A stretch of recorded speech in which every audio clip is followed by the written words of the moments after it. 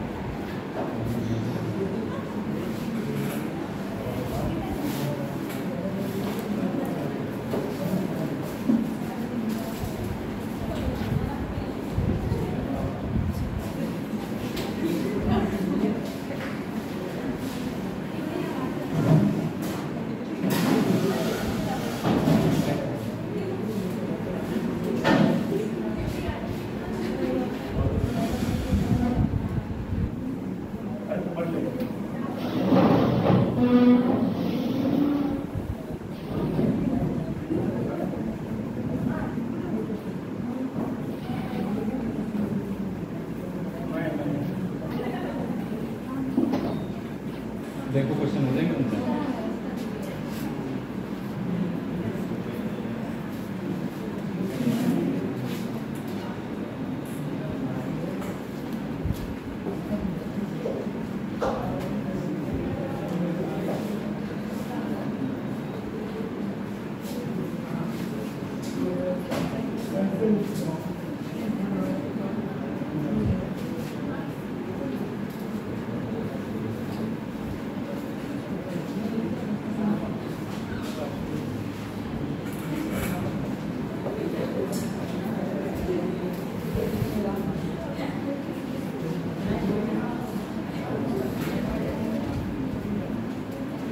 देखो आपने कोई भी पैसा उधार लिया होता है, इस बात को आपको पता है कि पहले साल जो आप ब्याज लेंगे वो चक्रवृद्धि ब्याज हो या साधारण ब्याज, सिर्फ मूलधन पे ही ब्याज मिलता है। दूसरे साल आप ब्याज लेंगे, मूलधन का भी ब्याज मिलेगा और इस ब्याज का ब्याज, जितना एक्स्ट्रा ब्याज मिलता है वो 2 साल में चक्रवृद्धि ब्याज और साधारण ब्याज का अंतर कहलाता है। दूसरे साल जितना एक्स्ट्रा ब्याज आता है ब्याज के वजह से वही तो अंतर होता है। तो अगर इन तीनों चीज़ों को मिला दें तो ये तीनों चीज़ें मिलाकर कंप्लीटली 2 साल का चक्रवृद्धि ब्याज ही तो होती है। अगर आप तीनों को जोड़ते हैं तभी तो चक्रवृद्धि ब्याज निकल के आता है। ये क्या है, ये साधारण ब्याज है, पहले साल का दूसरे साल का जितना एक्स्ट्रा मिल रहा है वो चक्रवृद्धि ब्याज की वजह से मिल रहा है। साधारण ब्याज में तो हर साल बराबर है। एक तो ये बात याद रखना। दूसरी चीज, अगर हम दोनों साल का साधारण ब्याज 100 रुपये मान लें तो जितने परसेंट ब्याज की दर है, जैसे 8% ब्याज की दर है तो उतना ही एक्स्ट्रा आएगा। 100 का 8% निकालेंगे 8 रुपये तो आएगा। तो आप ये कह सकते हैं कि 2 साल का साधारण ब्याज अगर 200 रुपये मान लिया जाए, 2 साल का साधारण ब्याज अगर 200 रुपये मान लिया जाए तो उसी दर से अगर 2 साल का चक्रवृद्धि ब्याज निकाला जाए, CI निकाला जाए, तो इसका रेशियो आप बता सकते हैं 200/200 प्लस 8। जितनी ब्याज की दर है 200 में जोड़ दो उतना ही एक्स्ट्रा मिलेगा चक्रवृद्धि। अब इससे क्या फायदा, 2 साल का साधारण ब्याज देता है, चक्रवृद्धि ब्याज या तो चक्रवृद्धि ब्याज दिया जाता है या फिर साधारण ब्याज। आप पहले सवाल में देखिए, आपको बताएगा 14% की दर से 2 साल का आपको चक्रवृद्धि ब्याज दे रखा है कितना, 856। समान दर से समान समय के लिए, समान दर से समान धन का 2 साल का साधारण ब्याज, 2 साल का चक्रवृद्धि ब्याज दे रखा है, साधारण ब्याज से तो निकालना है। आप सीधे याद करो, मैंने आपसे क्या कहा, 2 साल का साधारण ब्याज अपॉन 2 साल का चक्रवृद्धि क्या होता है, 200/200 प्लस 8। इस रेशियो को याद रखना। कई बार सिर्फ अनुपात पूछ लिया जाता है, 2 साल के साधारण ब्याज और चक्रवृद्धि ब्याज का अनुपात है। बताइए, साधारण ब्याज तो हमें पता है ही, इसको छोड़ दो, लेकिन चक्रवृद्धि ब्याज पता है कितना है। चक्रवृद्धि ब्याज 856। यहाँ ऐसा ही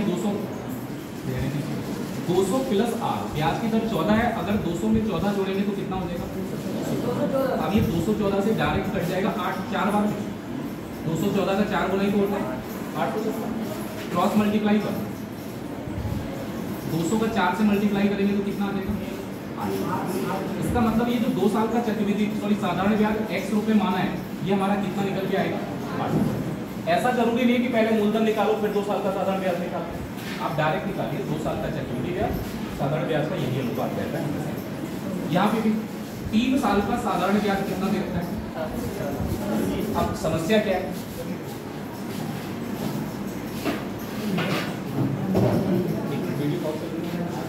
रोकना है, पॉज करना है केवल बस।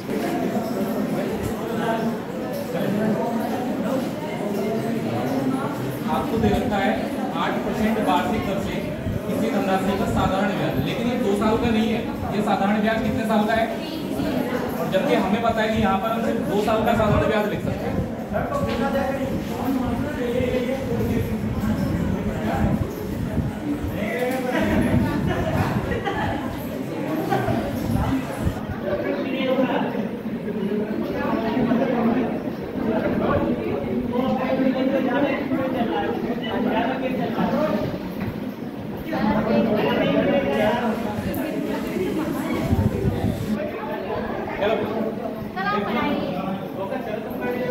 देखो 2 साल का साधारण ब्याज और 2 साल का चक्रवृद्धि ब्याज, इसका अनुपात तो हमें पता है क्या होता है, 200 अपॉन 200 प्लस आर। अब एक बात बताइए कि साधारण ब्याज तो हर साल बराबर ही मिलता है, तो ये 3 साल में अगर 750 रुपए मिल रहा होगा तो 1 साल का कितना होगा साधारण ब्याज? 1 साल का साधारण ब्याज कितना हो जाएगा भाई? तीनों साल बराबर मिलेगा साधारण ब्याज। 750 रुपए 3 साल में मिल रहे हैं तो 1 साल में कितना मिलेगा? तो जाहिर सी बात है कि अगर 1 साल में 250 रुपए मिल रहा है तो 2 साल में कितना हो गया? चक्रवृद्धि ब्याज निकालना था 2 साल का, इसको आप कुछ भी लिख लो यहाँ पर। 200 अपॉन में क्या आएगा? 200 प्लस 8। ब्याज की दर आपको कितने परसेंट दे रखी है? तो 200 में 8 जोड़िए, यहाँ पर हो गया 208। 2 जीरो हम यहाँ से कैंसिल कर लेंगे। अगर हम 2 से 208 को डिवाइड करेंगे तो ये पूरा 104 बार लगेगा। क्रॉस मल्टीप्लाई करेंगे, आंसर आ जाएगा। एक्स की वैल्यू निकाल दी ना, 104 को 5 से मल्टीप्लाई करेंगे तो ये हो जाएगा 520 रुपए। यानी कि 2 साल का चक्रवृद्धि ब्याज इस कंडीशन पर कितने रुपए बनेगा? 520 रुपए। तो ऐसा कभी कभी होता है 3 साल का लिख देता है, तो जल्दबाजी मत करना। 3 साल का पता है तो 1 साल का पता लग जाएगा, क्योंकि साधारण ब्याज हर साल का बराबर होता है। चक्रवृद्धि ब्याज 3 साल का पता है तो 1 साल का निकालना मुश्किल है। अब इस वाले सवाल में देखो, हाँ तो फिर तो कोई बात ही नहीं। 1 साल का 100 रुपये मान लें तो 3 साल का या तो 300 लिखें, लेकिन यहाँ 200 प्लस आदमी रहेगा, इसको नहीं करो। वो एक बात है, आप 300 रखेंगे तभी आता है। किसी धनराशि का 2 साल का साधारण ब्याज दे रखा है और 2 साल का ही चक्रवृद्धि ब्याज दे रखा है। मूलधन और ब्याज की दर बताइए। अच्छा, इस वाले फॉर्मूले से क्या निकाल पाओगे? 2 साल का साधारण ब्याज बटे 2 साल का चक्रवृद्धि ब्याज। आपको पता है इसका फॉर्मूला होता है 200 अपॉन 200 प्लस आर। तो इसमें अगर हम 2 साल का साधारण ब्याज ऊपर चक्रवृद्धि ब्याज लगा देंगे तो ब्याज की दर तो पता लग जाएगी डायरेक्ट। 2 साल का साधारण ब्याज कितना है? 600। चक्रवृद्धि ब्याज कितना है? 618 रुपये। तो आप यहाँ से ब्याज की दर निकाल पाएंगे 200 प्लस 200 से 600 3 बार भी पूरा कट गया। 3 से इसको काटिए, 3 का 2 बार, 3 का 6 बार, यानी कि नीचे वाला पार्ट बचा, ऊपर वाला तो पूरा ही कट गया। तो 200 प्लस आर की वैल्यू 206 के बराबर है, तो आर की वैल्यू कितनी आ जाएगी? 6%। अरे 200 प्लस आर किसके बराबर आ रहा है? 206 के बराबर आ रहा है, तो आर की वैल्यू कितनी आ जाएगी? 6%। ब्याज की दर तो निकाल लोगे, लेकिन अभी भी काम बचा है कि आपसे मूलधन राशि भी पूछ लेता है। इसमें मूलधन निकालने के लिए या तो आप सीधे ये फॉर्मूला लगाएं। साधारण ब्याज बराबर क्या होता है? PRT upon 100। जरा बताइए साधारण ब्याज कितना दे रखा है? 600 रुपये। मूलधन नहीं पता है, दर आपने निकाली कितने परसेंट? टाइम 2 साल का था, डिवाइड में कितना आ जाएगा? तो 6 × 2 12 होता है। 12 से हम पूरा 60 काट देंगे, 5 बार में 50 हो जाएगा। 50 और 100 का मल्टीप्लाई करेंगे तो मूलधन कितना आ जाएगा? 50 और 100 का मल्टीप्लाई करेंगे तो मूलधन आएगा कितना? 5। लेकिन इससे भी सरल कर सकते हो। मूलधन निकालने के लिए पहले दर निकाल ले वापस, फिर मूलधन निकलेगा। अगर आप इस बात को थोड़ा सा ध्यान में रखेंगे तो बिल्कुल आसानी से हो जाएगा। यहाँ लिख तो भाई मूलधन तो पता है ही नहीं, साधारण ब्याज पता है दोनों साल का कितना है। तो 600 रुपये अगर 2 साल में मिला तो साधारण ब्याज पहले साल में भी 300 मिलेगा और दूसरे साल में भी कितना मिलेगा? 300। जबकि आपको पता है पूरा चक्रवृद्धि ब्याज भी बता दिया 2 साल का। चक्रवृद्धि ब्याज आपको बताया कि 2 साल में हमें कितने रुपए मिलना है? 600। तो ये तीनों मिला के तो 618 होंगे भाई। साधारण ब्याज 2 साल का और जो अंतर आएगा 2 साल में उनको मिला देंगे। आपको केवल इतना देखना है, चक्रवृद्धि ब्याज है 618 और साधारण ब्याज कितना है? 600। कितने रुपए एक्स्ट्रा मिल रहे हैं? यहाँ लिखो, ये 18 रुपए एक्स्ट्रा मिल रहे हैं। क्योंकि ये 18 रुपए क्यों एक्स्ट्रा मिले होंगे? क्योंकि ये 18 रुपए ब्याज है किसका? 18 रुपए किसका ब्याज है भाई? पहले साल के ब्याज का ब्याज ही तो एक्स्ट्रा मिलता है दूसरे साल। तो पहले साल ब्याज कितना मिला है? तो दूसरे साल 318 मिलना चाहिए, तभी तो 618 होगा। ये 18 रुपए एक्स्ट्रा है क्योंकि इस 300 रुपए का ब्याज भी एक्स्ट्रा मिलेगा। अब अगर दर निकालनी है तो आप डायरेक्ट यहाँ से निकालो ना। 18 रुपए हमें एक्स्ट्रा मिल रहे हैं और जबकि ये ब्याज कितने पर मिला है?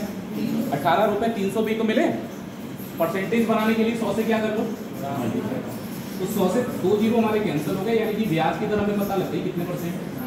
कोई जरूरत नहीं, 18 रुपए एक्स्ट्रा आ रहे हैं। 1 साल में साधारण ब्याज 300 रुपए आ रहा है, तो 18 और 300 पे चेक कर लो। अब मूलधन निकालना है तो ये दर नहीं निकालनी पड़ेगी आपको, सीधे एक ही बात है। मूलधन पे ब्याज मिल रहा है 300 रुपए, मूलधन पे कितना ब्याज मिल रहा है और 300 पे ब्याज मिल रहा है 18 रुपए। ब्याज की दर तो बराबर ही है तो अनुपात भी बराबर होगा। मूलधन का ब्याज मूलधन के नीचे लिख दो, मूलधन का ब्याज कितना है और 300 रुपए का ब्याज इसके नीचे लिख दो, 300 पे ब्याज कितना है, बस बराबर करो। परसेंटेज में तो उतना ही है जितना परसेंट ये इसका होगा उतना ही परसेंट ये वाला होगा। आप सॉल्व करेंगे आंसर आ जाएगा। 6 × 3 कितना 6 पंजे।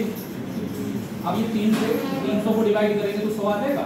जैसे ही 100 को 50 के साथ मल्टीप्लाई करेंगे तो मूलधन डायरेक्ट मिल जाएगा कितना, जो आपको सही लगे सही से दोनों बता दिया आपको।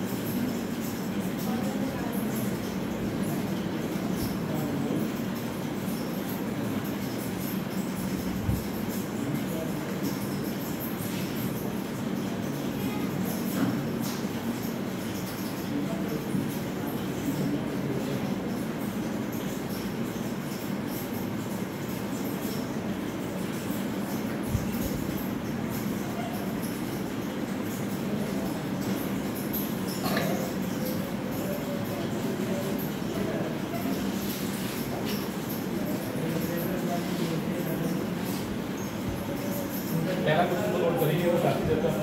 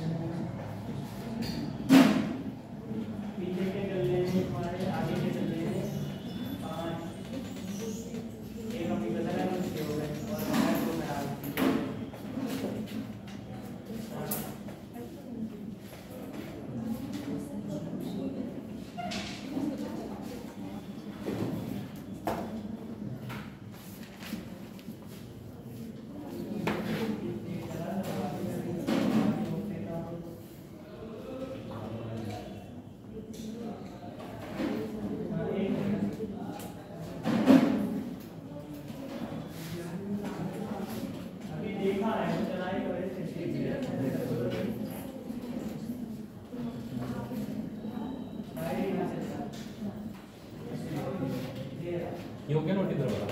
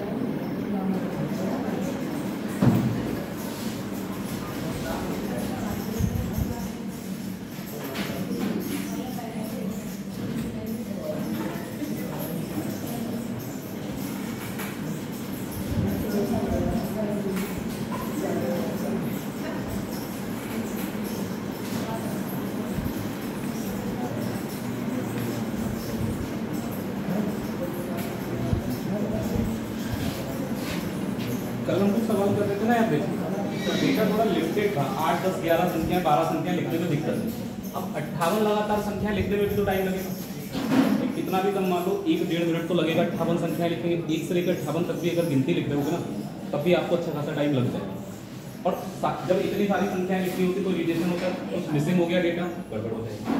तो जब बहुत हैवी डेटा हो जैसे 58, इससे भी ज़्यादा 100, 200 तक भी पूछ सकता है आपसे, क्योंकि मैंने देखा SSC में 80-90 तक तो पूछा है, 80 संख्याओं का औसत इतना है तो बड़ी संख्या कौन सी होगी।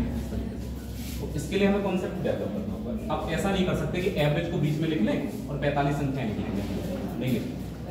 क्या करते हैं, पहले हम देखते हैं प्राकृतिक संख्याओं से रिलेटेड थोड़ा सा बात। प्राकृतिक संख्याओं में अंतर कितने का होता है? 2 का। प्राकृतिक संख्याओं में 2 का।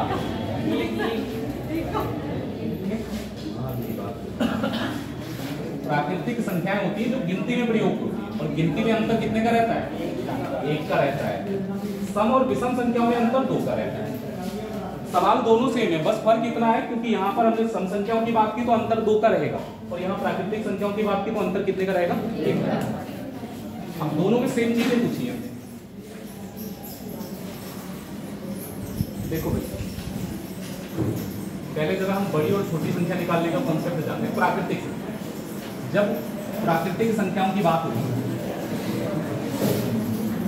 तो पता है कि 2 लगातार प्राकृतिक संख्याओं में जो डिफरेंस होता है वो कितने का होता है? 1 के डिफरेंस वाली संख्याएं कोई सी, चाहे वो प्राकृतिक हो चाहे वो पूर्णांक हो, आप ऐसे ही निकाल सकते हैं। आपको ये तो पता है एवरेज बीच में रहता है, भाई एवरेज कहाँ रहेगा?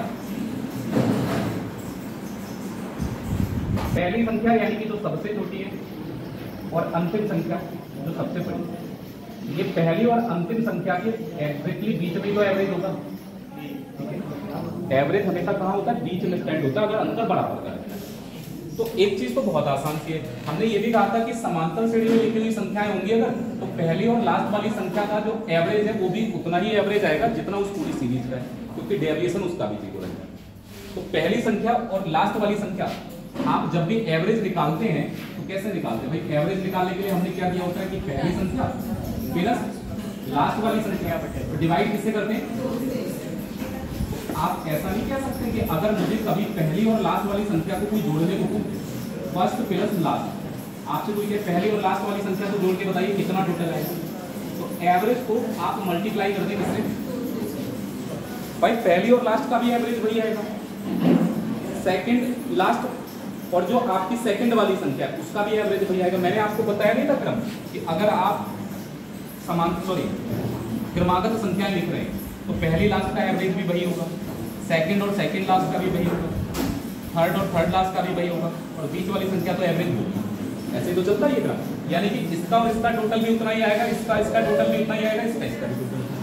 तो पहली और लास्ट का टोटल, पहली संख्या से मतलब यहाँ पर है जो सबसे छोटी होगी, और लास्ट वाली संख्या से मतलब है जो सबसे बड़ी। तो छोटी और बड़ी संख्या का योगफल पूछे तो कुछ नहीं वर्ड बनाना है, आप सीधे सीधे देखो सीरीज का एवरेज कितना है और एवरेज में मल्टीप्लाई किससे कर दो। तो एवरेज तो हमें पता है 98 कितना 5, 2 से मल्टीप्लाई तो करना है, तो 2 × 8 16 17 18 और 1 19। यानी कि अगर हम बात करें तो इस सीरीज की पहली और लास्ट वाली संख्या का टोटल कितना आ जाएगा 150। अब बात आती है अंतर कैसे निकालें होंगे। अंतर में जब आप लगातार संख्याएं लिखते हैं कोई से भी देखिए, जैसे मैंने लिखा 12, 12 के बाद 13, 13 के बाद 14, 14 के बाद 15, कितनी संख्याएं लिखी बेटा? पहली और लास्ट का अंतर 4 तो लिखिए, अंतर देखिए कितना अंतर, संख्याएं 4 लिखी लेकिन अंतर कितना आ रहा है? क्योंकि पता है जो बीच में डिफरेंस चल रहा है ये सिर्फ 3 ही बार तो ऐड होगा, 1 बार 2 बार 3 बार, 4 संख्याओं में सिर्फ 3 ही बार तो डिफरेंस होगा। अगर हम 5 संख्या लिखेंगे तो 4 बार हो जाएगा, मतलब जितनी संख्या लिखी हुई है उससे एक कम बार डिफरेंस यानी गैप रहेगा। ये गैप जब प्राकृतिक संख्या होंगी तब 1 हो जाएगा, और अगर ये गैप सम संख्या होंगी तो कितना हो जाएगा 2। तो अंतर निकालने के लिए हम पता है क्या करेंगे, जैसे आपसे कोई कहे यहाँ पहली और लास्ट का अंतर बता दो, मुझे सिर्फ इतना पता है 1 2 3 4 कितनी संख्या है 5, लेकिन ये जो डिफरेंस काउंट हुआ होगा ये सिर्फ 4 ही बार तो हुआ होगा। अब कोई से भी आप 5 संख्याएं लिख लो, अगर लगातार संख्याएं लिखेंगे 5 तो अंतर कितने का आएगा? पहली लास्ट का 4 ही आएगा। तो इसके लिए आपको वो संख्याएं निकालने की जरूरत नहीं, वो एवरेज निकालने की जरूरत नहीं। जब भी पहली और लास्ट संख्या का अंतर पूछे तो जितनी भी संख्याएं हैं उससे 1 कम कर लेना। ये आपको बताएगा नंबर ऑफ गैप, कितने गैप बनेंगे, फिर जितने का डिफरेंस चलता है संख्याओं में उस डिफरेंस से कर देना मल्टीप्लाई। देखो कितनी संख्या है यहाँ पर 58 में से 1 घटा देंगे तो गैप जो आएंगे वो कितने आएंगे 57। डिफरेंस हमारा चल रहा है 1 का, तो 57 को 1 से मल्टीप्लाई कर दो, यानी कि पहली और अंतिम संख्या का अंतर कितना होगा। अब ये जो है ना ये हर समांतर श्रेणी में अप्लाई होगी दोनों। मैं अगर यहाँ पर ये भी तो क्रमागत सम संख्या है, लगातार संख्या तो अंतर बराबर होगा, कितनी संख्या है यहाँ पर। अब अगर सबसे बड़ी और सबसे छोटी का योगफल पूछा जाएगा तो एवरेज को मल्टीप्लाई किससे करेंगे? एवरेज कितना है? अगर एवरेज 72 है, 72 को 2 से मल्टीप्लाई कर देंगे तो पहली और लास्ट संख्या का टोटल कितना आ गया? अंतर निकालना है, सेम वही कॉन्सेप्ट, जितनी संख्याएं उसमें से 1 घटा लो और जितने का डिफरेंस चल रहा है मल्टीप्लाई करो। संख्याएं कितनी है हमारे पास? 45 संख्याएं है ना, तो 45 से 1 घटा लेंगे तो गैप कितने आएंगे? बस फर्क क्या है, सम संख्याओं में गैप 1 का नहीं होगा, गैप होगा 2 का। तो यहाँ पर जो डिफरेंस है ना वो 1 का नहीं लगेगा, यहाँ कितने का लगेगा? तो 44 × 2 कितना हो गया? 88। तो देखो दोनों में सेम तरीका है, चाहे आप सम संख्याओं की, ये सम के लिए तो है ही, विषम में भी यही लगेगा, क्योंकि विषम में भी अंतर कितने का है? 2 का।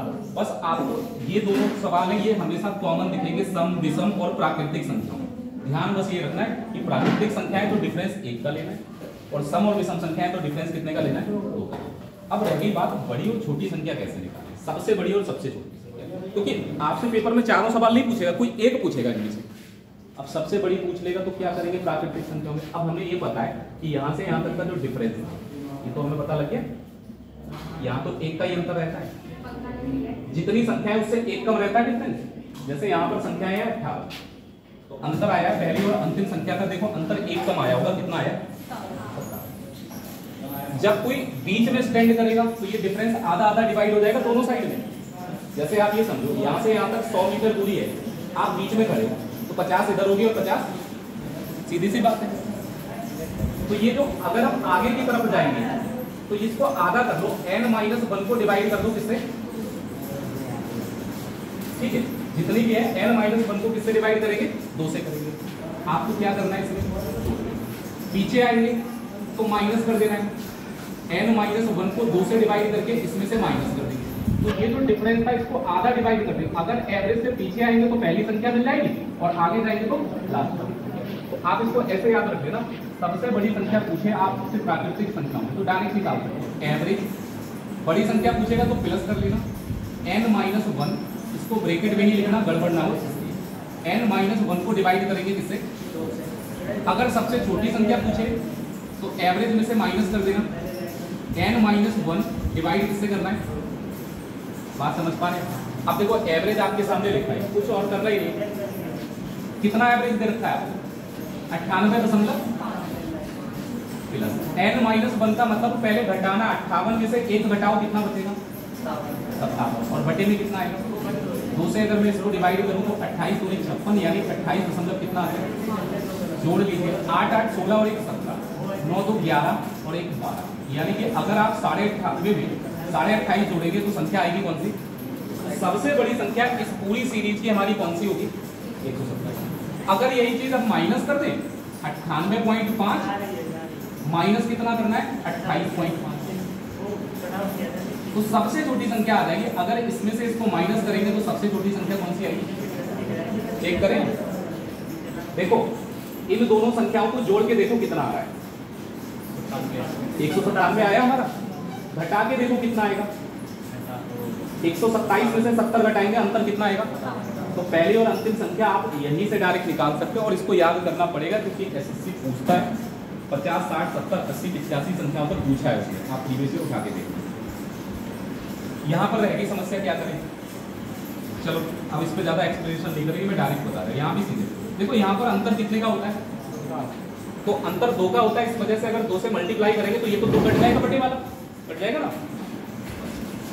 बड़ी संख्या निकालना है तो n-1 इसमें जोड़ देना, बटे में 2 मतलब, क्योंकि अंतर 2 का होगा तो 2 से मल्टीप्लाई करना होगा, और 2 से मल्टीप्लाई करेंगे तो बटे वाला 2 कट जाएगा। एवरेज में से n-1 क्या कर दूं? ये ब्रैकेट में लिखना वरना गड़बड़ हो जाएगा, माइनस वाले केस में या प्लस वाले केस में। एवरेज कितना दे रखा है बेटा? प्लस n-1 घटा के लिखो ब्रैकेट में, 45 में से 1 घटा देंगे तो ब्रैकेट में आ जाएगा कितना? अगर मैं 72 में ये 44, मैं यहाँ लिखी 45 माइनस 1 44 होता है, 44 को 72 में जोड़ो, 4 और 2 6 हो जाएगा, 7 और 4 11। सबसे बड़ी संख्या कौन सी आ गई? अगर यहाँ पर प्लस की जगह माइनस कर देंगे तो सबसे छोटी संख्या आ जाएगी। 45 माइनस 1, 44 घटा देना इसमें, तो 44 अगर घटाएंगे तो 12 माइनस 4 तो 8 हो जाएगा, 6 माइनस 4 हो जाएगा। तो सबसे छोटी संख्या 128 होगी, और सबसे बड़ी कौन सी होगी? जोड़ के देखो, 116 में 28 जोड़ेंगे तो क्या 144 आएगा? घटाएंगे तो घटाने पर अंतर कितना आएगा? अब तो कोई दिक्कत नहीं। अब एक और बात बता दो, अगर मैं इसी सवाल में आपसे कहूं तीसरी, केवल आपको समझाने के लिए मैं लिख दे रहा हूं, तीसरी सबसे बड़ी संख्या बताओ। अगर इनमें से ये पूछ लिया जाए तीसरे नंबर की सबसे बड़ी संख्या कौन सी है, अब क्या करोगे? बड़ी तो निकाल ली सबसे छोटी संख्या इनमें जरा बताना कौन सी है? 28। और सबसे बड़ी कौन सी है? 116। क्या इनके बीच की संख्या नहीं लिख सकते अपने? भाई हमें तो बड़ी संख्या से चलना है। 116 से पहले क्या आएगा? 114 से पहले हमें पहले नंबर की नहीं चाहिए, दूसरे नंबर की नहीं चाहिए, हमें चाहिए कौन से नंबर की? तो तीसरे नंबर पे सबसे बड़ी जो संख्या आएगी वो कौन सी आ जाएगी? अगर वो पूछता सबसे छोटी संख्या या दूसरी सबसे छोटी, तो इधर से करते 28 के बाद क्या आएगा? 30, 30 के बाद क्या आएगा? 32। 4-5 संख्या तो लिख ही सकते हो, उसमें क्या दिक्कत होती है? कर लो।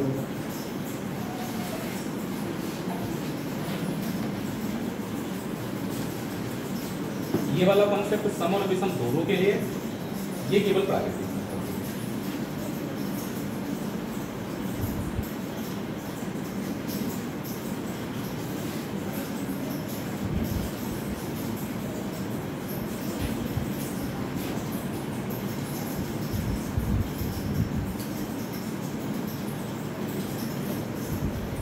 एक क्वेश्चन अभी आया तो था शायद यूपी पुलिस क्वेश्चन 9, लगातार विषम संख्याओं का औसत दे रखा था, पहली और अंतिम संख्या का अंतर पूछा था।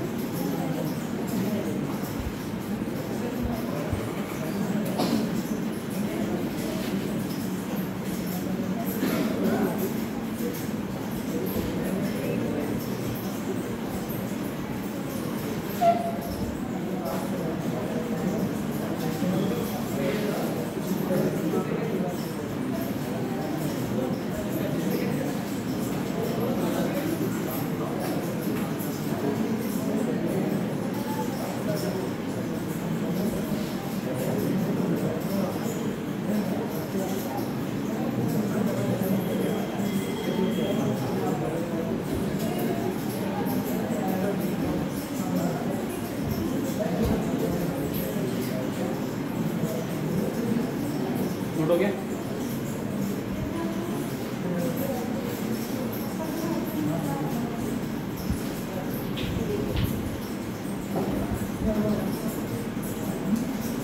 अभी 30 सेकंड नोट हो गया।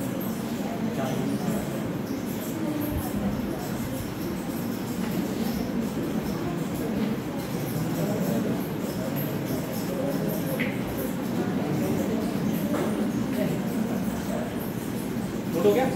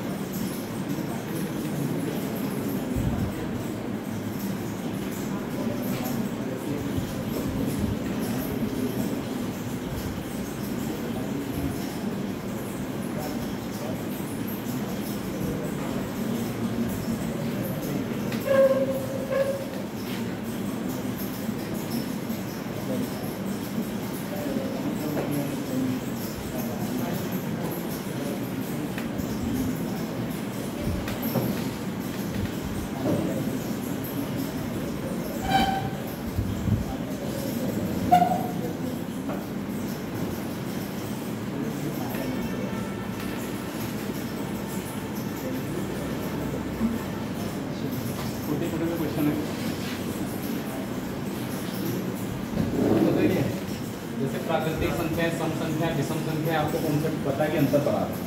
पहली और लास्ट संख्या निकाल लोगे काम चल जाएगा। लेकिन हम अगर इनके फॉर्मूले याद कर लेंगे तो फिर और आसान हो जाएगा। मतलब जो चीज़ हम 15-20 सेकंड में करेंगे तो 2 सेकंड में खत्म हो जाएगी। प्राकृतिक संख्या में अगर हम गिनती की बात करें तो सबसे पहली संख्या कौन सी आती है? अब अगर हम 10 तक गिनती लिखेंगे तो लास्ट वाली संख्या 10 ही तो आएगी। तो अगर हम शुरुआत की n संख्याएं लिखेंगे तो 1 से शुरू करेंगे और n पे खत्म करेंगे। जैसे मेरे को 100 संख्याएं लिखेगा तो शुरुआत 1 से करेंगे और खत्म 100 के साथ। तो पहली संख्या 1 होगी और अंतिम संख्या कौन सी होगी? तो अगर कभी भी आपसे ये कहा जाए प्रथम n प्राकृतिक संख्याओं का औसत बताइए, तो आपको पता है पहली और लास्ट वाली संख्या को जोड़ के आधा करते तब भी तो आ जाएगा एवरेज। लास्ट वाली संख्या n है और पहली संख्या होती है 1, इसीलिए हम लोग इसका एवरेज निकालते तो लास्ट वाली संख्या में 1 जोड़ दे और आधा करते। तो अगर हम 73 प्राकृतिक संख्या लेंगे तो n की जो वैल्यू है वो तो 73 आ गई। अंतिम संख्या कौन सी होगी? 73 होगी। आपको एवरेज निकालना है, 1 जोड़ के आधा कर देंगे। 73 और 1 74 होता है। 74 का अगर हम आधा करेंगे तो एवरेज हमारा कितना आता है? ठीक है। 49 विषम संख्या है। अब विषम संख्याओं का थोड़ा सा कॉन्सेप्ट जानते हैं भाई। देखो विषम संख्या जैसे पहले आपने लिखी 1, दूसरी संख्या कौन सी होगी? 3 होगी। तीसरी संख्या कौन सी होगी? 5। तो जब आप nवीं संख्या लिखेंगे तो आपको पता है 2 से मल्टीप्लाई करके 1 माइनस हो जाता है। ध्यान देना जरा इस बात पर। जैसे दूसरी संख्या लिखी तो 2 से मल्टीप्लाई करो, 2 × 2 4 माइनस 1 कितना होगा? 2 × 3 6 माइनस 1। तो nवीं संख्या लिखेंगे तो 2 का मल्टीप्लाई करेंगे और 1 क्या हो जाएगा? अब आपको एवरेज निकालने के लिए पहली और लास्ट वाली संख्या जोड़ेंगे। 1 में 2n - 1 को जोड़ देना, तो -1 + 1 कट जाएगा, बटे में कितना आता है? तो 2 से बाद में ये 2 भी कट जाएगा, यानी कि एवरेज उतना ही आ गया जितनी संख्या है। अगर 10 संख्या लिखेंगे तो एवरेज 10 आएगा, 15 संख्या लिखेंगे तो एवरेज 15 आएगा। यहाँ पर हमने कितनी संख्या लिखी? 1 2 3, तो बीच में संख्या कौन सी आ रही? तो जितनी संख्या लिखेंगे एग्जैक्टली बीच में वही संख्या है। तो आपको अब जैसे यहाँ पर पता है कि अगर ये पता है आपको कि जितनी आप संख्याएं लिखते हैं एवरेज उतना ही आएगा। प्रथम n विषम संख्याओं का एवरेज सेम रहेगा, जितनी संख्या n ही रहेगा। तो अगर हम यहाँ पर जानते हैं n की जगह 49 ले लिया है तो एवरेज में कितना आ जाएगा? अगर आपसे पूछा जाए n 49 विषम संख्याएं स्टार्टिंग से लेके उसका औसत बताइए तो औसत कितना आ जाएगा? अब सम संख्या क्या है? या तो ऐसे ही समझ लो प्रत्येक संख्या में 1 जोड़ दो, सम हो जाएगी, हो जाएंगे नहीं। अगर इसमें 1 जोड़ देंगे 3 + 1 कितना हो जाएगा? तो सम संख्या का सीरीज शुरू हो जाएगा। तो इसका मतलब ये हुआ 1 अगर जोड़ दें तो संख्या हमारी कैसी हो जाएगी? तो औसत भी 1 बढ़ जाएगा। सभी संख्याओं में 1 जोड़ेंगे तो औसत भी तो 1 बढ़ जाएगा, यानी जितनी संख्याएं होंगी उससे 1 हमेशा ज़्यादा औसत आएगा। तो अगर सम संख्याओं की हम लोग बात करेंगे, प्रथम n सम संख्याओं का औसत निकालना है तो जितनी भी संख्याएं आपने ली है उससे 1 ज़्यादा औसत आता है। तो यहाँ पर n की जगह कितनी आ गया? 55 आ गया। तो आपका औसत 1 ज़्यादा आएगा क्योंकि संख्याएं सम है। 55 + 1, इन 55 संख्याओं का जो औसत आएगा वो कितना आएगा? 56। मतलब विदाउट पेन आप कर सकते हैं, इतना कोई जरूरत नहीं। ये थोड़ा सा आपके लिए इम्पोर्टेंट है। एसएससी ने कई बार पूछा है परेशान करने के लिए, क्योंकि बच्चे पूर्ण संख्या और प्राकृतिक संख्या कभी कभी एक ही मानते हैं। पूर्ण संख्या कौन सी होती है?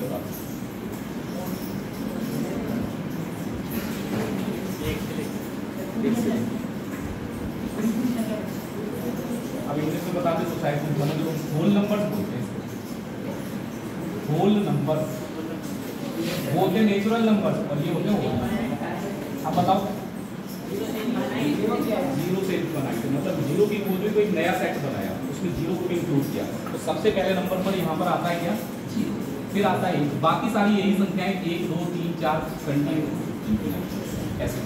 तो यहाँ सबसे पहली संख्या 0 होती है, 1 होती है। अगर पहली संख्या 0 हो तो जितनी संख्याएं लिखेंगे लास्ट वाली संख्या उससे 1 कम हो जाएगी। पता है अगर 100 संख्याएं लिखेंगे ना तो 100 संख्याएं लिखेंगे, लास्ट में 100 नहीं आएगा, लास्ट में आएगा कितना? कारण पता क्या है? 1 से लेके 99 तक कुल 99 संख्याएं तो होंगी और 1 हमारा ये 0, तो 0 को इंक्लूड करते ही ये संख्याएं होगी 100। तो जितनी संख्या लिखेंगे लास्ट में संख्या हो जाएगी 1 कम। तो अगर मैं आपसे कहूँ n संख्याएं लिखी तो पहली संख्या तो 0 ही रहेगी, लास्ट वाली संख्या 1 कम आएगी, n नहीं आएगी लास्ट में आएगा n - 1। इसमें तो जितनी संख्या लिखेंगे लास्ट में वही आएगा। 73 संख्या लिखने के लिए लास्ट में 73 आ जाएगा।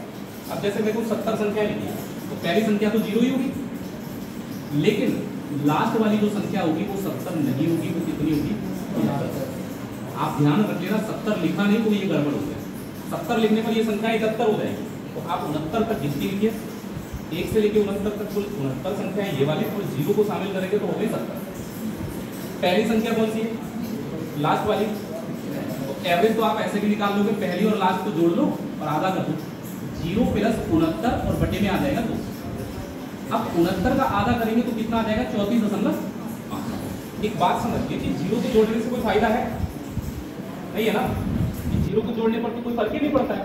तो इसीलिए जब आप इनका एवरेज निकालते हैं, जब आप पूर्ण संख्याओं का एवरेज निकालते हैं तो फॉर्मूला याद रखिएगा, n-1 अपॉन, यानी कि जो संख्या लास्ट में आ रही है उसी का आधा कर, क्योंकि 0 को जोड़ने पर तो कोई फर्क पड़ना नहीं है।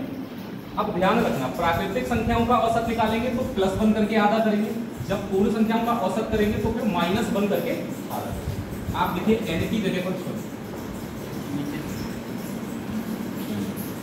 n-1 अपॉन, अब आप देखिए n की वैल्यू कितनी है यहाँ पर? 70। तो 70 में से 1 घटाएंगे, बचेगा कितना? 69 बचेगा, और 69 का आधा करेंगे तो औसत आ जाएगा 34। अब तो ध्यान रहेगा, गलत तो नहीं होगा ना। पूर्ण संख्याएं होंगी तो -1 करके आधा करना, प्राकृतिक संख्याएं होंगी तो। अब पता है जो टोटल वाले फॉर्मूले हैं, इन सारी संख्याओं का जब हम टोटल करते हैं तो टोटल वाले फॉर्मूले सब एवरेज से तो बने। जब सीरीज का टोटल पढ़ेंगे कभी तब बात करेंगे। आपने पढ़ा होगा n प्राकृतिक संख्याओं का योगफल होता है n × n + 1/2। पढ़ा है फॉर्मूला? नहीं। आप पढ़ते हैं कि विषम संख्याओं को जोड़ने के लिए फॉर्मूला होता है n² n × n। रीजन पता क्या है? ये हो गया औसत। औसत में n की गुणा कर दो तो टोटल नहीं आ जाएगा, तो n से मल्टीप्लाई कर दो तो ये सारे फॉर्मूले टोटल में कन्वर्ट हो जाएंगे। अभी आप कंफ्यूज मत हो, अभी केवल एवरेज के बारे में पढ़ो।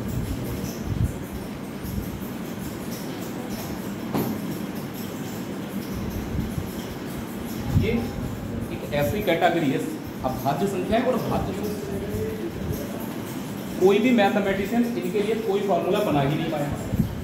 अब कोई कारण बता सकते हो कि सारी संख्याओं के लिए फॉर्मूले पड़े होंगे, सम के लिए, विषम के लिए, प्राकृतिक संख्याओं के लिए, पूर्ण संख्याओं के लिए, लेकिन कभी किसी ने अभाज्य और भाज्य के लिए कोई फॉर्मूला नहीं पढ़ा होगा, क्योंकि इनका डिफरेंस प्रॉपर वे में नहीं चलता। कोई अता पता नहीं, कभी 2 का अंतर, कभी 4 का अंतर, कभी 5 का अंतर, ऐसा ही करता है। तो इनका जो डिफरेंस है वो प्रॉपर वे में नहीं है, इसी वजह से इनमें कोई लॉजिक ही फिट नहीं बैठता। आप इसको जोड़ेंगे कैसे? तो इनके लिए आपके पास एक ही सलूशन है। जब आपसे कोई एवरेज पूछे तो आपको करना क्या है? पहले टोटल करना है। एवरेज बराबर क्या होता है? टोटल बटे में क्या आएगा? अब 10 अभाज्य संख्या बताइए, पहली कौन सी आएगी?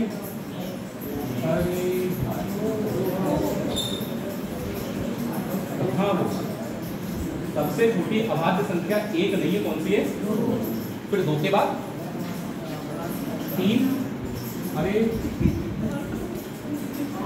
जो तुम बता रहे हो वो होती सम संख्या है, हम कर रहे हैं अभाज्य संख्या जो किसी से नहीं घटती है। तो 2 के बाद क्या आएगा? 3। फिर 5 आएगा, 7, 9 नहीं भाई, 11, 9 तो 3 से कट जाएगा, 13 नहीं कटेगा, 17 नहीं कटेगा, 19 नहीं कटेगा, 23 नहीं कटेगा, और उसके बाद 29 नहीं कटेगा। देखो टोटल 10 संख्याएं हो गई। अरे 25 तक होती है टोटल 9 संख्याएं, तो 25 के बाद वाली एक ही तो संख्या और लिखनी पड़ेगी, 10 हो गई हमारी। अब इनका कोई तरीका है नहीं, आप सोचो कि हम कुछ कर लें, नहीं, आपको जोड़ना ही पड़ेगा। इतना हो सकता है कि अगर आप ये याद रख लें कि शुरू की जो 9 संख्याएं यानी 25 तक की, इनका जो टोटल आता है ये आता है 100 के बराबर। अगर शुरू की 9 संख्याएं जोड़ेंगे तो टोटल 100 आएगा। आप चाहे तो चेक कर लीजिए। अगर 2 + 3 5, 5 और 5 10, 10 7 17, 17 और 11 कितना हो गया? 28, 28 और 13 41, 41 और 17 58, 58 और 19 77, 77 में 23 जोड़ेंगे तो कितना आ जाएगा? 16। शुरू की 9 अभाज्य संख्याओं को जोड़ने पर टोटल आता है 100। याद रख लो अपने दिमाग में। एक और जोड़ दी, 29 और जोड़ दिया, तो हमारा जो टोटल हो गया वो कितना हो गया? 129, और बटे में कितना आएगा? 129 को 10 से भाग करने पर हमारा औसत आएगा 12। 20 तक की सभी भाज्य संख्या। भाज्य संख्याएं कौन सी होती है? जिनके 2 से ज्यादा भाजक, यानी कि 2 से अधिक संख्याओं से अगर कट रही है संख्या तो वो समझ लो भाज्य है। तो 20 तक की आपको बताइए, सबसे पहले कौन सी लिखी? 2 तो केवल अभाज्य भाई, अभी तो लिखा है 2 कैसी संख्या है? अभाज्य। अभाज्य भाज्य में इतना कंफ्यूज हो, नंबर सिस्टम पढ़ाया तो था मैंने।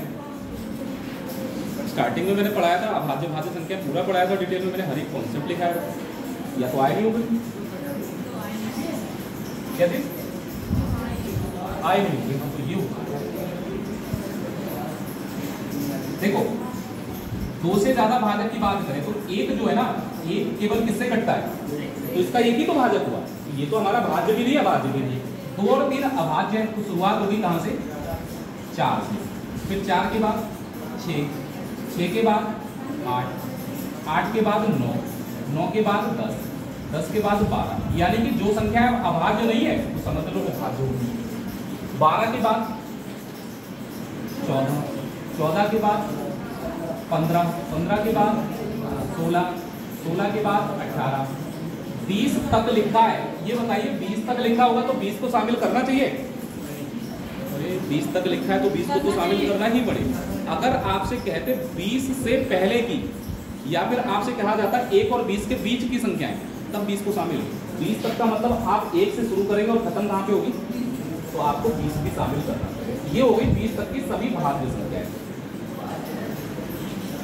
कुल कितनी संख्याएं हैं इनको काउंट कर लो, 1 2 3 4 5 6 7 8 9 10 11, कुल कितनी संख्याएं, एवरेज निकालेंगे तो जोड़ के आप इसको 11 से क्या कर लेना, पॉइंट पे लिखना हो तो पॉइंट पे लिख लेना, आप चाहे तो ऐसे कह देंगे, इसे नोट करो, फिर ये गुणज की बात करो।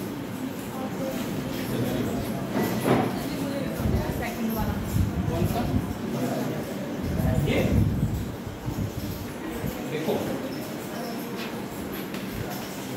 तुम ऐसे समझ लो, वैसे 3 विषम संख्या लिखी, बीच में कितना आ रहा है, 4 लिख देंगे तो बीच में कितना आ जाएगा। अगर आप 5 विषम संख्या लिखेंगे तो बीच में कितना आएगा, मतलब जितनी विषम संख्या लिखेंगे एग्जैक्टली बीच में वही संख्या आएगी, और जो संख्या बीच में आएगी वही तो एवरेज होगी। तो विषम संख्याओं के लिए आप ये याद रखो, जितनी विषम संख्या है, अगर स्टार्टिंग की n विषम संख्या लिखेंगे तो उनका औसत भी उतना ही आएगा।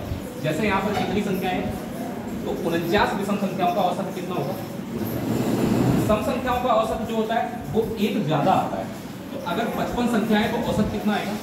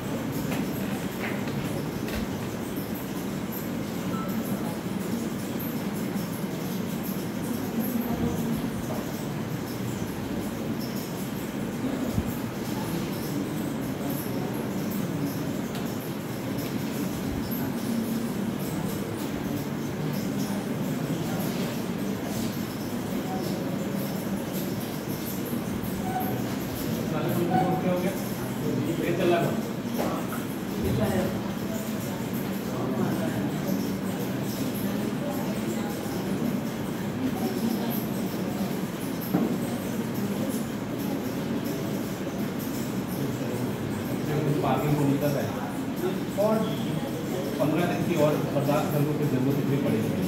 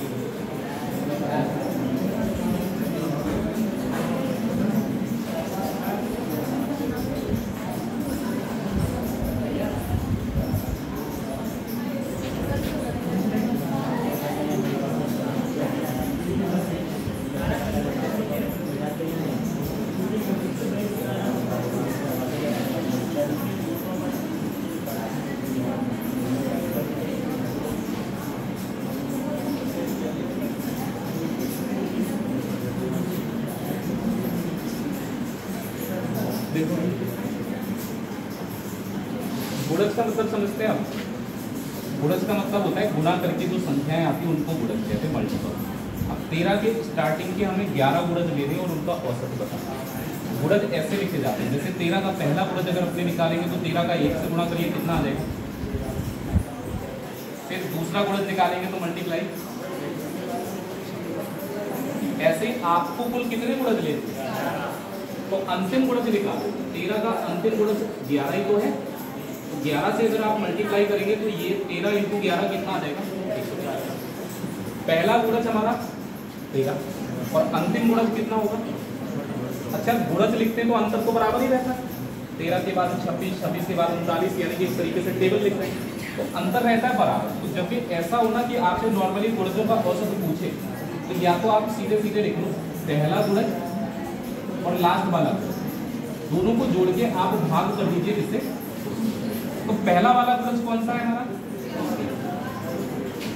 अब अंतिम गुणज निकालना है तो 11 से मल्टीप्लाई करके अंतिम गुणज मिल गया। लास्ट वाला कितना आया 143। 13 और 143 को जोड़ने के बाद आप दूसरे भाग करेंगे तो औसत आते हैं 143 और 3 46, 156। 156 को 2 से करिए भाग, कितना आ जाएगा। अगर 2 से भाग करेंगे तो जो एवरेज आएगा वो कितना आ जाएगा, 78 आ जाएगा। यहाँ तक कोई दिक्कत नहीं, आप गुणज का औसत निकालते नॉर्मली ऐसे ही आ जाता है। लेकिन दिक्कत वाली बात यहाँ से शुरू होती है जब ऐसा लिखा होता है। इस बार जो गुणज है वो कैसे है, विषम गुणज, ऑड मल्टीपल, यानी कि आपको 1 से बाद 2 से गुणा नहीं कर सकते, 2 तो सम संख्या है, फिर आपको गुणा करनी किससे, 3 के बाद 4 से गुणा नहीं करनी, फिर करनी 5 से। तो अंतिम गुणज निकालना थोड़ा दिक्कत करता है। इसके लिए आपको एक तरीका बताते पड़ेगा।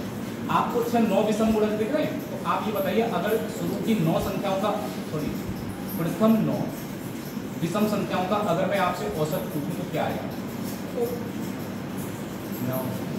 अब ये तो बताया जितनी विषम संख्याएं आप लिखेंगे एवरेज भी उतना ही आएगा।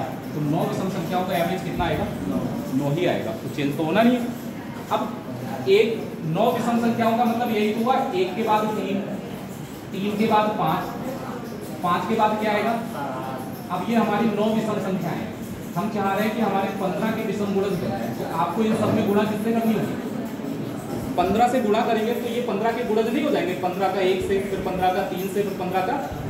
अब आपको एक बात पता होगी कि अगर प्रत्येक संख्या में कुछ भी चेंज करना होता है आपको, प्रत्येक संख्या का मतलब जितनी भी संख्या है हर एक संख्या में सेम परिवर्तन कर रहे हो आप, चाहे कुछ जोड़िए या फिर घटाइए या फिर गुणा करिए या फिर भाग, किसी भी संख्या को अगर हर एक संख्या में जोड़ा जाएगा तो एवरेज पे इम्पैक्ट पड़ेगा। आप सभी का एवरेज क्या लग रहा है, पीछे वाले लोग कायदे से बैठिए तो कहीं भी खिचड़ी शुरू कर देते हो।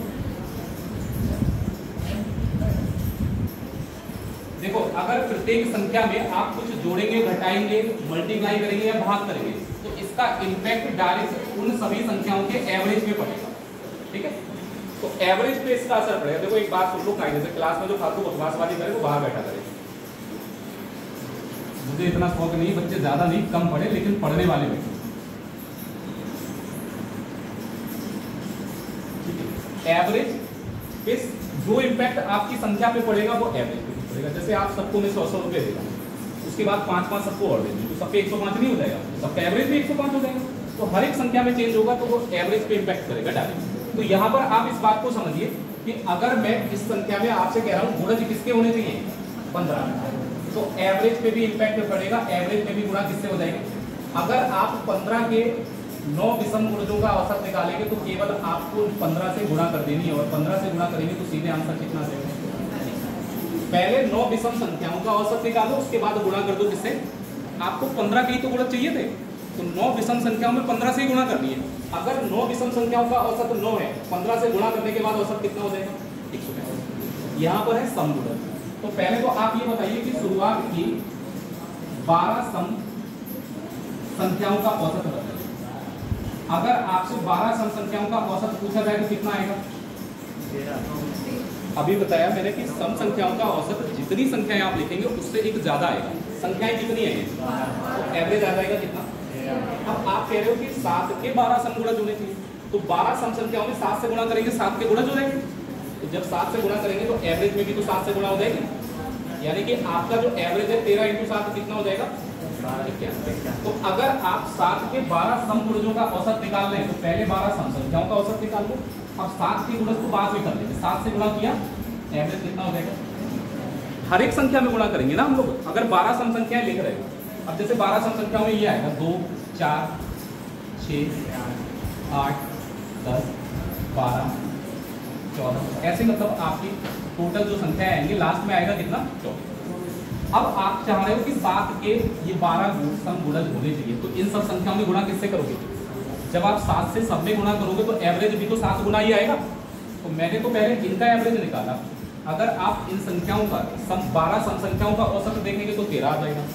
7 के गुणज बनाने के लिए हमने औसत में डायरेक्ट गुणा कर दिया किससे? 7। ठीक है, इधर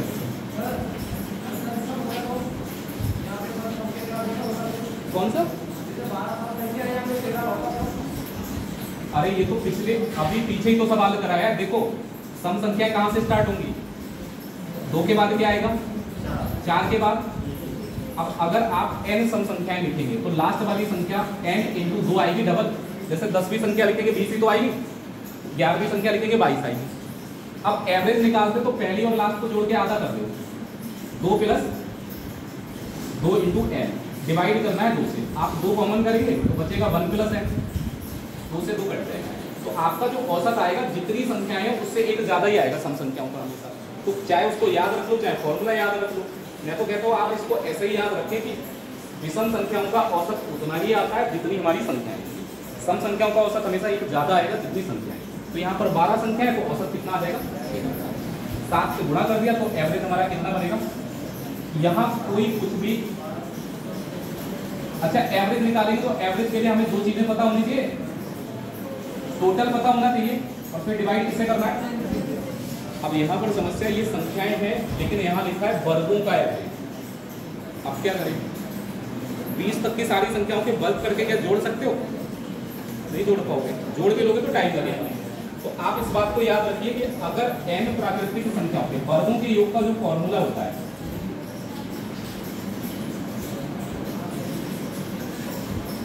n इंटू n प्लस 1, उसके बाद 2n प्लस 1 और डिवाइड करना होता है यहाँ पर किससे?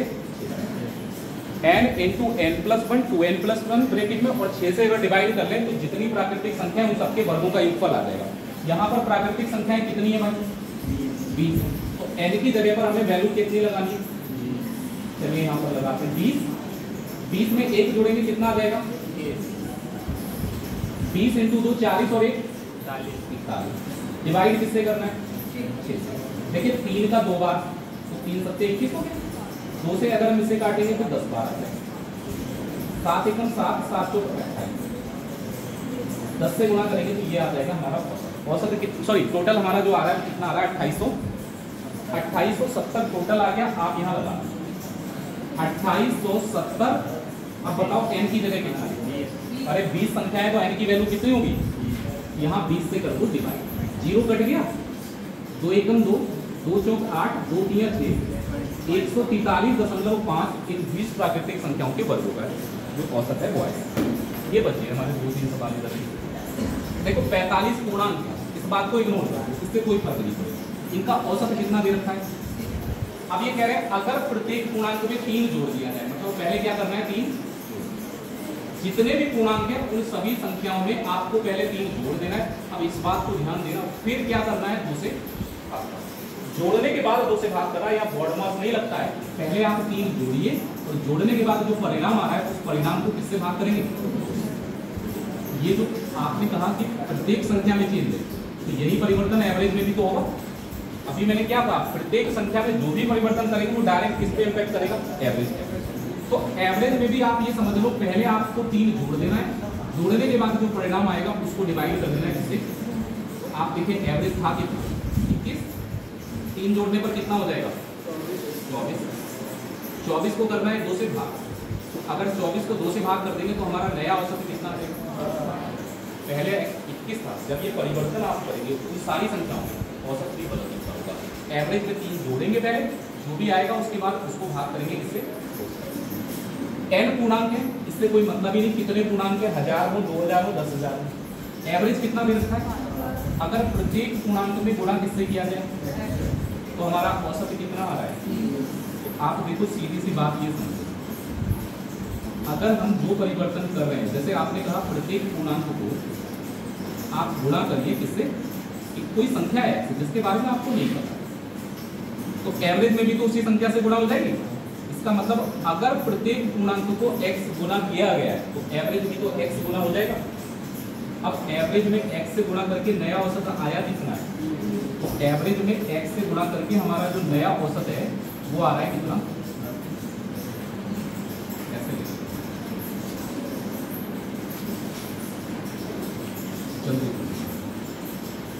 अगर प्रत्येक संख्या को हम x गुना कर रहे हैं तो नया औसत एवरेज का x गुना ही तो होगा, मतलब औसत में हमारा क्या हो जाएगा x का। तो पहले वाला औसत यहाँ लिखो, पहले औसत कितना था 12 इंटू x, नया वाला औसत यहाँ लिखो, नया कितना है, आपसे पूछ रहा है x का मान बताइए, तो x का मान देखिए 20 तो इधर ही रहेगा, 30 तो इधर ही रहेगा और ये 12 इधर आएगा तो बटे 20 को आ जाएगा, कर लीजिए 6 पंजे 30, 6 दूनी 12, यानी x का जो मान आएगा वो कितना आ जाएगा 5/2, यानी कि प्रत्येक पूर्णांक को 5/2 गुना किया है, या फिर कह सकते हैं 2.5 गुना। इसका आंसर देखो, ये आपको एक डेटा दे रखा है y1, y2, y3, y4, इसी प्रकार से 10 प्रेक्षण, यानी कि प्रेक्षण बोलते हैं डेटा, इनका औसत भी दे रखा है, आपको औसत दे रखा है कितना x। अब प्रत्येक पूर्णांक में आप देखो क्या परिवर्तन हुआ है, -10, -10, -10 और लास्ट वाले में भी क्या किया है, मतलब ये समझ लो जितने पूर्णांक ऊपर लेके उन सब में से 10 घटाया ही तो है। अगर पूर्णांक में से 10 घटाएंगे तो औसत भी तो 10 कम आएगा, इसका मतलब हमारा जो एवरेज है ये भी 10 घटेगा। पहले कितना था एवरेज, तो 10 कम कर दो, आपका नया औसत हो जाएगा x माइनस, जितना कम करेंगे इनमें से उतना ही औसत भी कम हो जाएगा। अगर यहाँ कोई संख्या लिखते तो संख्या में से 10 घटा के लिख देते, अब ये है वेरिएबल, वेरिएबल में से संख्या घटेगी नहीं तो इसलिए केवल ऐसे ही लिखा जाएगा।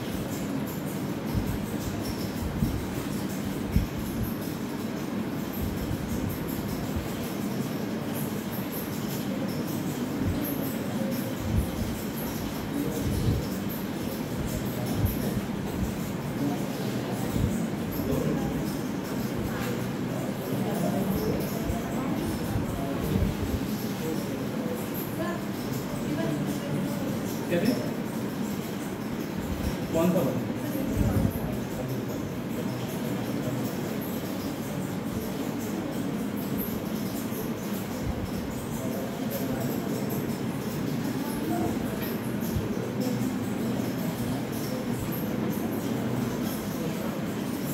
देखो ये आपको 10 वैल्यू नहीं डेटा दे रखा है कि y1 है, y2 है, y3 है, y4, ऐसे ये 5, 6, 7, 8, 9, 10 तक है। इनका औसत दे रखा है आपको कितना, आपको औसत दे रखा है कितना x। अब अगर मैं इन सभी में से 10-10 माइनस करूँ, तो अगर सब में से 10 माइनस होगा तो औसत भी 10 घटेगा। तो ये जो औसत x था इसमें में से भी 10 घटा दिया तो आपका औसत हो जाएगा x माइनस 10, क्योंकि ये जितने भी संख्याएं इन सब में से 10 माइनस में किया है। तो मैंने अभी आपसे क्या कहा, हर एक संख्या में जितना आप कम करेंगे उतना औसत भी कम हो जाएगा।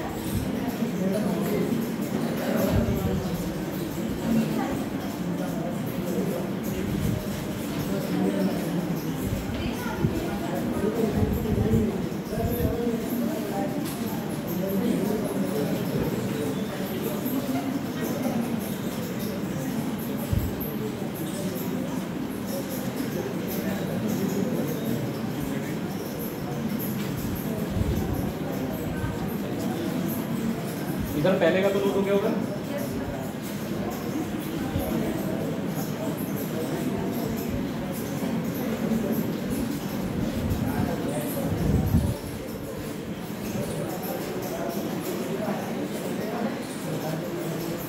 सवाल है आपको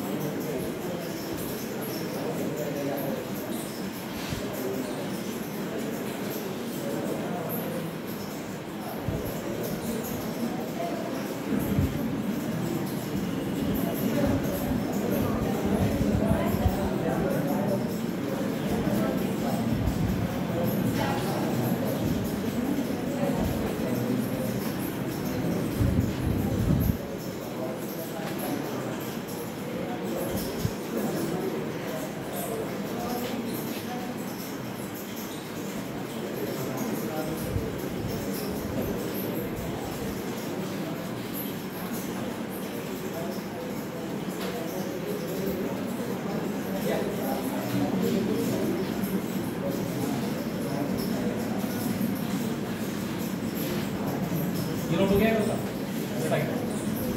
मैंने आप नोट करते रहना, छोटी सी बात समझ लो क्योंकि बहुत ज़्यादा प्रॉब्लम वाला कभी कोई सवाल आएगा। कैसे करना है इस सवाल को आप देखिए और आप जरा सोचो, आपने चक्रवृद्धि ब्याज पढ़ भी लिया, आप कैसे करोगे।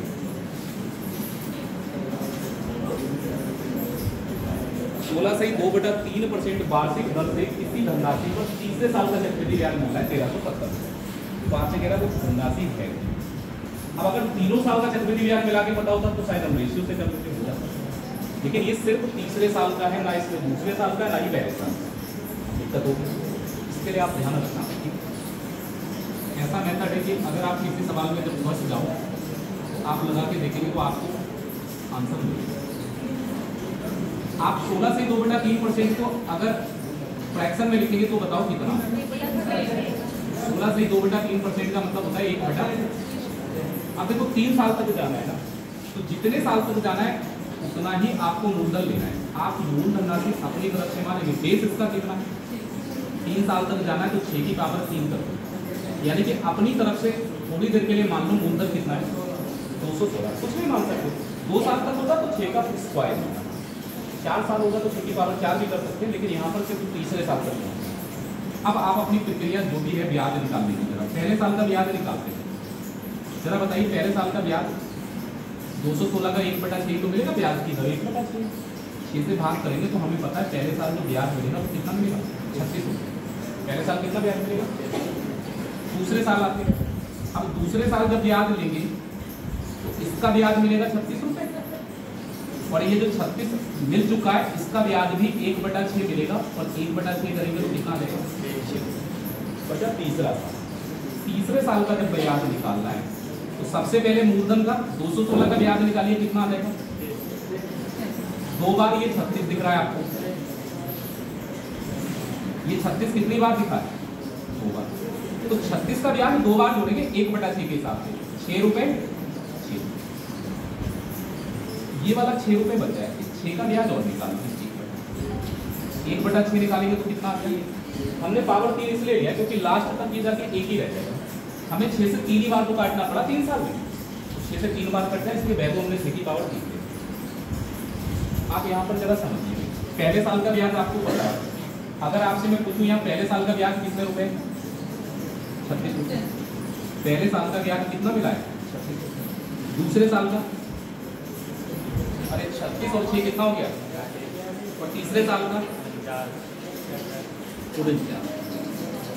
आपको चक्रवृद्धि ब्याज में मैंने जब स्टार्टिंग में बताया, मैंने कहा हर साल जितनी दर है उतना ब्याज बढ़ेगा। पहले साल 36 है, दर कितनी है 1/6।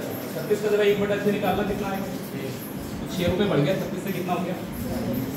फिर देखिए 42 का 1/6 निकालो, 42 का 1/6 7 रुपये, 7 रुपये बढ़ गया, 42 + 7 कितना हो गया, ऐसे ही चलता रहेगा।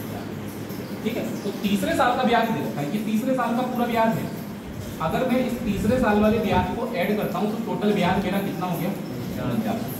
अच्छा सवाल में कितना दे रखा है 49 की जो वैल्यू दे रखी है सवाल में दे रखी है 1370।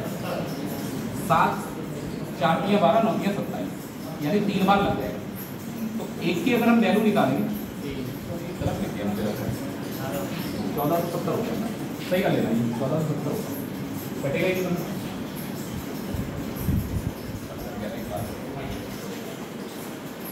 आपको कट जाएगा 3 बार में, 3 दिन 27, 3 चौक 12 और 2 14, 49 का 3 गुना 147 होता है, तो 1 जीरो है। एक यूनिट की जो वैल्यू है वो कितनी आ रही? अगर एक यूनिट की वैल्यू 30 रुपए है तो मूलधन हमने माना कितना था? 216 की वैल्यू नहीं निकाल पाएंगे, 216 में मल्टीप्लाई कर देंगे किससे? 16 × 3 48 और 3 × 2 यानी कि मूलधन कितना होगा? 6400। तो कभी अब पता है इस सवाल में अगर वो आपसे ये भी कहते दूसरे साल और तीसरे साल के ब्याज का अंतर इतने रुपए बता दो, तीसरे साल 49 है और दूसरे साल 42 है, अंतर कितना आ रहा है? 7 की वैल्यू दे रखी होगी। आपसे अगर पूछ ले तीसरे साल का ब्याज इतना है, दूसरे साल का बताओ, बता सकते हो, बहुत आसान। तो ये आप ध्यान रखना कि अगर ट्री मेथड से रेट ये तभी लगा सकते हैं जब ब्याज की दर पता हो। ब्याज की दर पता है तो पहले उसको फ्रैक्शन में बदलिए, 3 साल का डेटा है तो पावर 3 कर लो मूलधन की, 2 साल का डेटा है तो पावर हो गया।